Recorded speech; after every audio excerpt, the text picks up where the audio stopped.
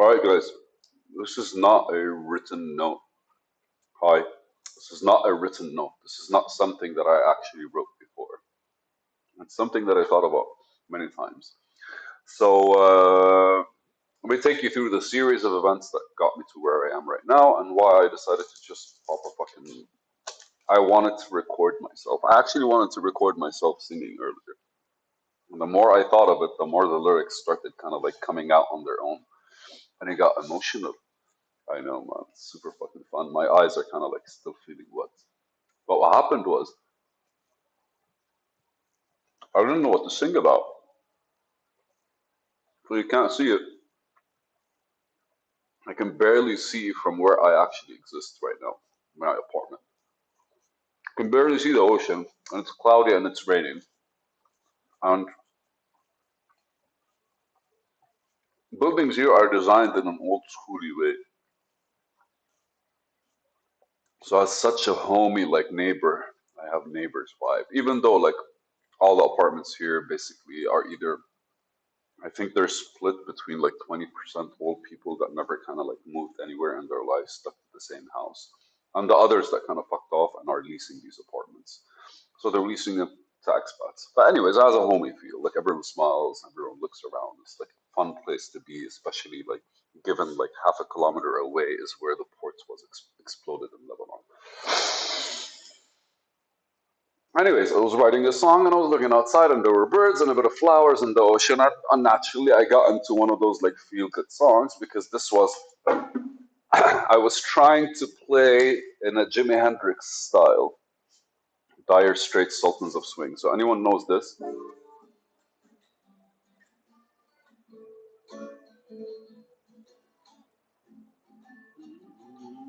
La la la la. So Sultans of Swing.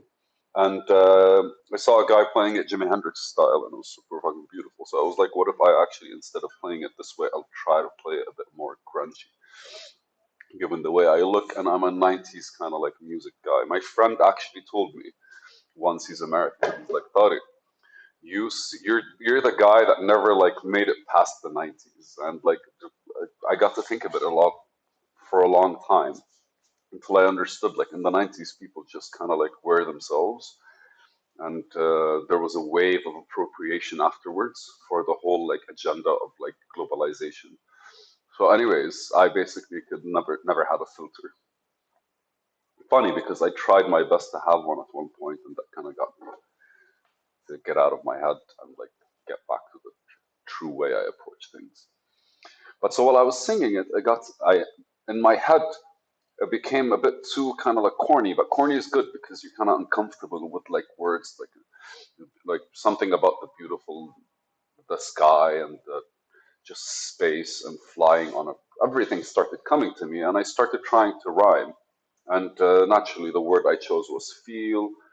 Uh, uh, Hands could reach, and I think I peel, like it's peeling your ego kind of thing. It wasn't deep. It was just literally just like trying to make sentences that end up sounding something like this. But so I ended with seal, and then when that happened, I kind of like I did not know what word to use, and I stopped playing the guitar because I was trying to follow through, and it ended with feel. And when that not feel, sorry, seal broke breaking the seal, and that kind of like triggered something in me naturally, like breaking the seal, because that's always almost always how we feel, right? When we're trying to express ourselves, or when we're trying to like get to a different level, or overcome something, or get over something, we're always kind of like looking at how we're uh, like our will is to move, but we don't see it, or we don't necessarily don't see it. We can't like see the progress of the move because sometimes, like if you actually have a lock, some locks are very smooth to open. Some locks you have to move them, but every one of those movement counts. We could get more effective in them. We can get more efficient in them. Like my grandfather, God rest his soul, I remember like he had a key. He's the only one who could actually turn it, open it within a period of like 5 seconds. You just put it in. He knows where to raise it, when to move it to the left, and then kind of like move it. Although the first movements don't really support in the opening, but they're the ones that kind of like anchor the key in its place in order for it to open.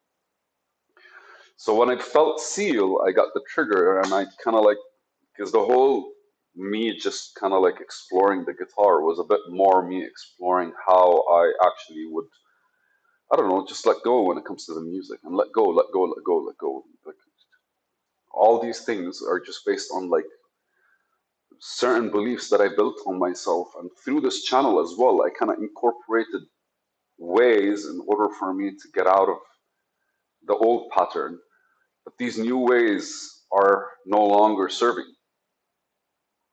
And it's, the word that's coming to my mind is ridiculous. Like, it's ridiculous how much we always kind of like,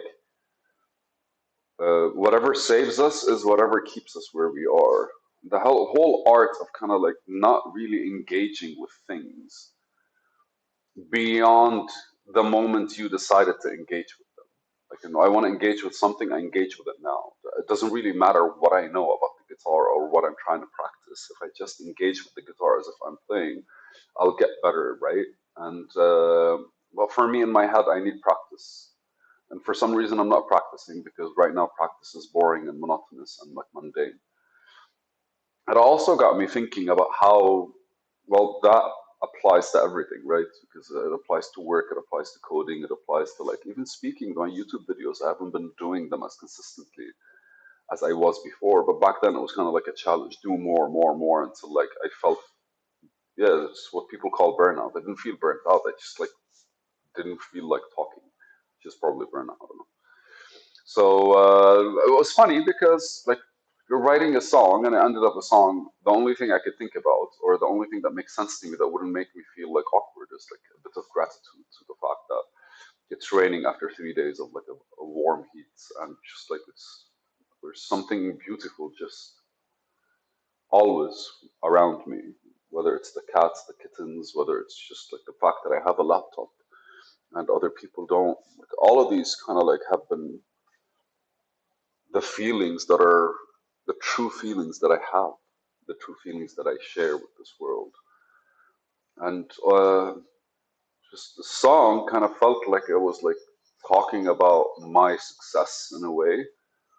And it got me thinking about musicians, and I've thought about it many times before because most musicians have that one song where where they're telling people how they're going to succeed. And normally these are the songs that kind of like allow people to kind of like get involved in them, right? And it becomes like a mantra for their own success. Like, and I created this song to show people that I'm succeeding, and it helps in motivating me write more songs, maybe, or it helps in manifesting my success because I kind of like I'm convinced through the song because there's a rhythm, there's to it, like all of your body kind of sings it with you.